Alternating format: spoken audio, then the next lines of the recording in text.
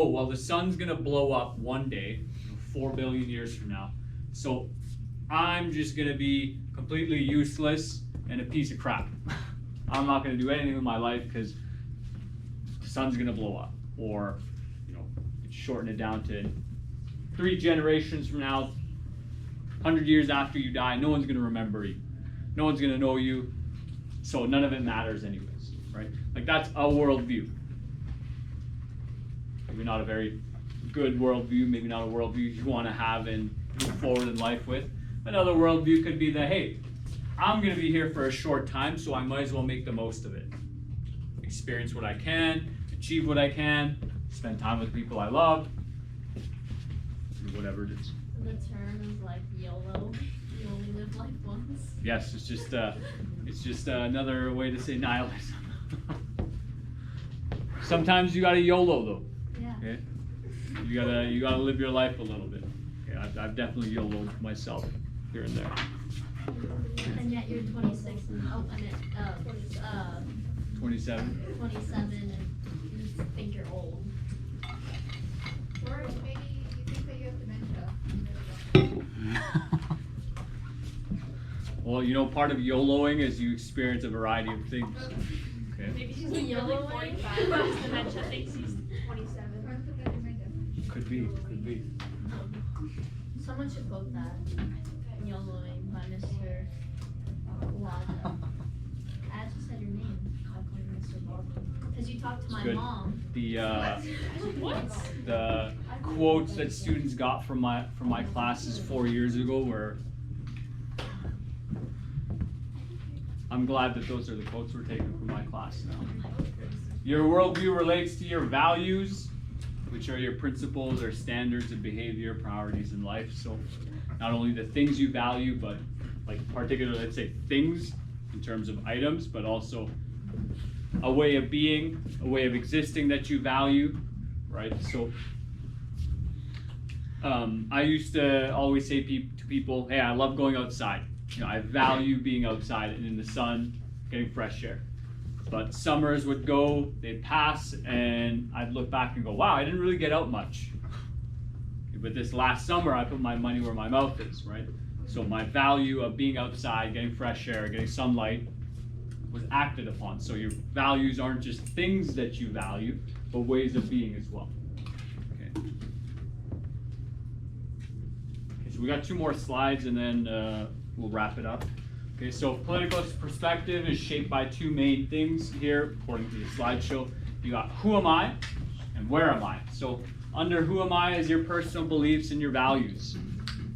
Okay, and that can be shaped by what you've learned from your experiences, right? So people who go through hardship and struggle, their identity is impacted by that, right? If something traumatic happens to you, people can respond to it in various ways, right? Some people can really fold under that trauma, and other people can blossom under the trauma, right? There's an excellent saying, the same water that hardens the egg softens the potato, right? So, did you get that? How many of you have boiled an egg? Okay, so like if you were to take that egg prior to boiling it and crack it on someone's head, what would happen to the egg? Splatter, right? But if you boil it, all of that substance becomes hardened. It becomes formed into the egg. Okay. But like a potato, how many of you have bitten into a raw potato? That's an astoundingly high number. Raw potato. Why? It tastes good. Raw potatoes? Yeah. A little bit of salt. Raw potato. Yeah, with salt, it tastes good. It's not even that bad. The best raw. I've never considered doing that. I'm actually not gonna tell you my food. I tried it. It's not even considering it like Butt is better, but my dad just puts a Bread and Bread butter. and No, butter. Butt is better. It's really good. Butter bread. But yeah, if you, grade 9, boil a potato, it gets soft. So 2 people could experience the exact same things and have a completely different result. Okay, Sebastian Junger wrote a really good book called Tribe. He talked about PTSD and trauma. And he talked about how it was noted that many people in the military who didn't even see action, like so they just, I don't know, were on the barracks or whatever. They weren't even out there shooting and getting shot at. Some people in those situations experience the highest levels of PTSD. Just based on, their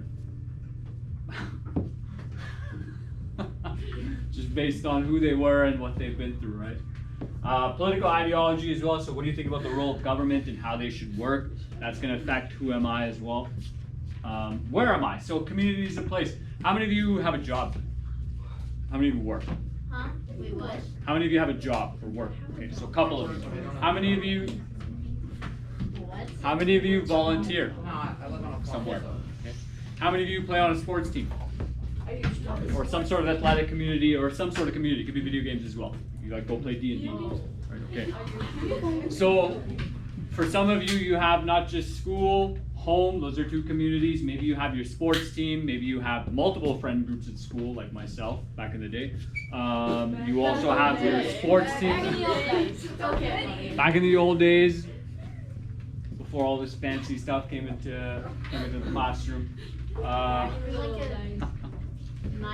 Okay, so if you have 1996. multiple different, you're gonna say my SIN number next as well. Okay, but he can do math. He just subtracted 27. Yeah, if you're in multiple communities, it opens up your perspective. Okay, and it changes who you are, where you are. Right? How many of you live in Wetaskiwin or Millet? A couple of you. Okay. Anyone live in what's that like town just north of Leduc? Like, Beaumont? Well, Beaumont as well. Anyone live in Beaumont? Devon? Devon's kind of far. Kalmar? Okay. Kalmar. Anyone live there? Okay, so a couple of you live outside of Leduc, so you get this perspective of Leduc and wherever you live. You know your family lived outside Leduc. Where do you live? Where? Jeez. Okay. Okay. And then your communities of interest, community is a place. Okay. Okay, we will wrap up with that.